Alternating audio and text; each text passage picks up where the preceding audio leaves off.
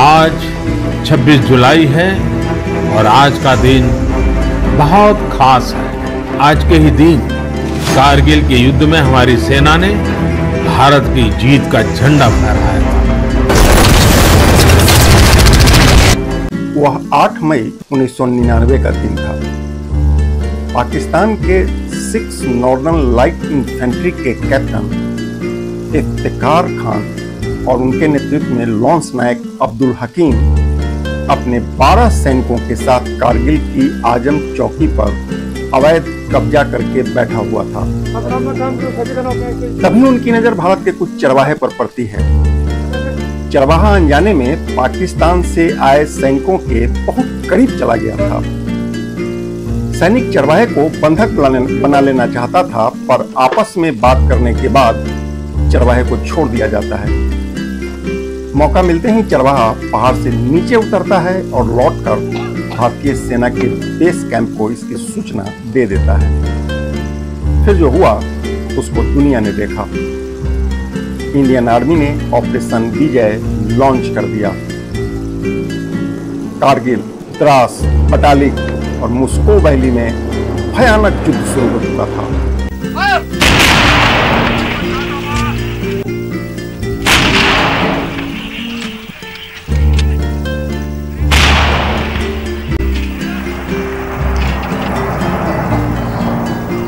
करीब 3 महीने तक भयानक युद्ध चला। आखिरकार 26 जुलाई 1999 को भारत के जाबाज सैनिकों ने कारगिल फतह कर ली। तभी से भारत प्रत्येक साल 26 जुलाई को विजय दिवस मनाता है। इतनी ऊंचाइयों पर विजय पाना मात्र गगनचुंबी चोटियों को फतह करना नहीं है, ये देश की समूची शक्ति को दर्शाता है, हमारी सेनाओं के शौर्य का प्रतीक है। पाकिस्तान ने सर्दियों के समय से ही कारगिल की ऊंची पहाड़ियों पर सैनिकों का अवैध घुसपैठ शुरू कर दिया था।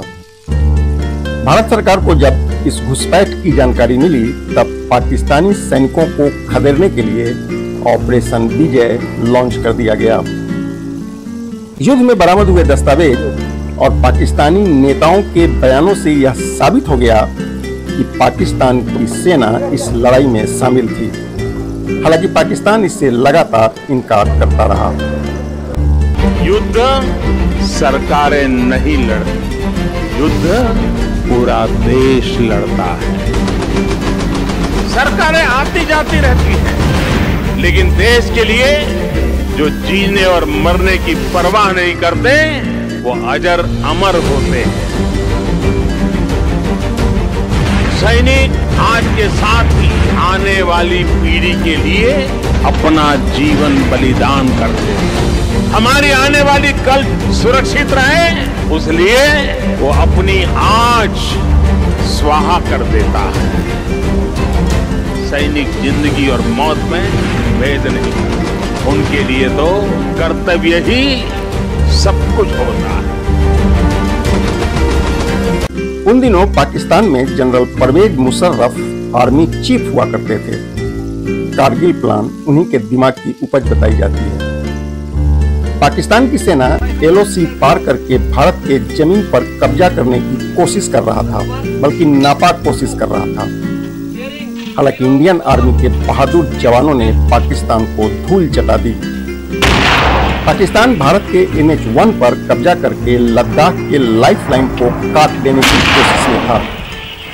लद्दाख की ओर जाने वाली रसद सामग्री और सेना के वाहन पर हैवी सेलिंग शुरू हो चुका था।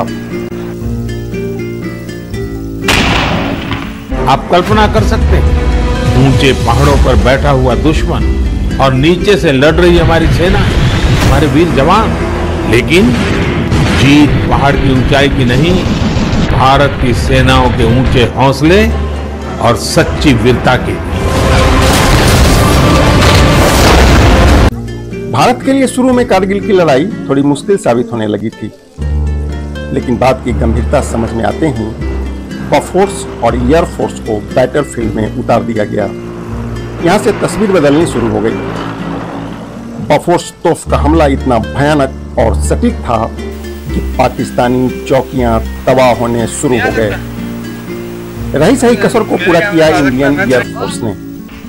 भारतीय जेट विमान की आवाज सुनाई पड़ते ही पाकिस्तानी सेना बुरी तरह से घबरा गई, भागने लगी। आखिरकार इंडियन आर्मी ने 26 जुलाई को लड़ाई जीतने की घोषणा कर दी। तभी से भारत में प्रत्येक साल 26 जुलाई को विजय दिवस मनाया जाता है।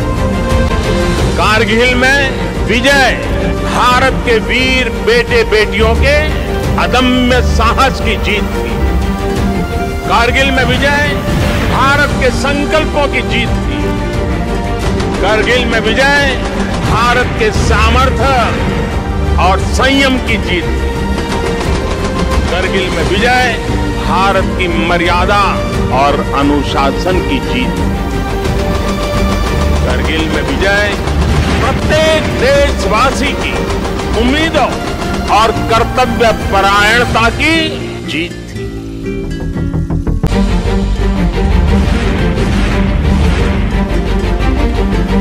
बेशक कारगिल की लड़ाई में भारत ने बहुत कुछ खोया, दूसरी ओर पाकिस्तान पूरी तरह से बर्बाद हो गया। इस जंग में भारत के 527 सैनिक शहीद हुए, वहीं पाकिस्तान के करीब 4000 से अधिक सैनिक मारे गए। कारगिल युद्ध के बाद पाकिस्तान में राजनीतिक और आर्थिक अस्थिरता शुरू हो गई। नवाज शरीफ की सरकार को हटाकर परवेज मुशर्रफ ने सत्ता पर कब्जा कर लिया। उन दिनों पाकिस्तान में जो तबाही शुरू हुआ, कमोबेश वह आज भी जारी है। इधर भारत कारगिल से सीख लेकर तरक्की का नित नया मुकाम हासिल कर रहा है। उन्होंने कहा था कि यदि कोई दुविधा हो कि तुम्हें क्या करना है, तो तुम भारत के उस सबसे असहाय व्यक्ति के बारे में सोचो और स्वयं से पूछो कि क्या तुम जो करने जा रहे हो उससे उस व्यक्ति की भलाई होगी। गांधी जी के इस विचार से आगे बढ़कर अटल जी ने कहा था कि करगिल युद्ध ने हमें एक दूसरा मंत्र दिया है। कारगिल ने हमें दूसरा मंत्र दिया है। कोई महत्वपूर्ण निर्णय लेने से पहले हम ये सोचें कि क्या हमारा ये कदम उस सैनिक के सम्मान के अनुरूप है जिसने उन दुर्गम पहाड़ियों में अपने प्राणों की आहुति दी थी।